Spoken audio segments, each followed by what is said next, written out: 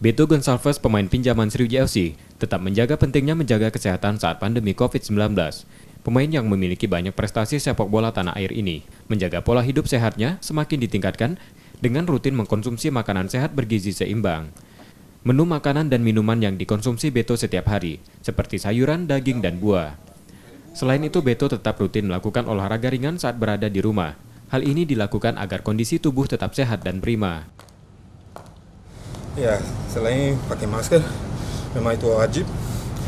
Tapi ada juga seperti tadi kalian lihat, masak yang enak, yang sehat. Banyak sayur, banyak buah, ya. Minum-minum banyak air juga, ini sangat penting juga. Ya, dan buat olahraga, ini penting.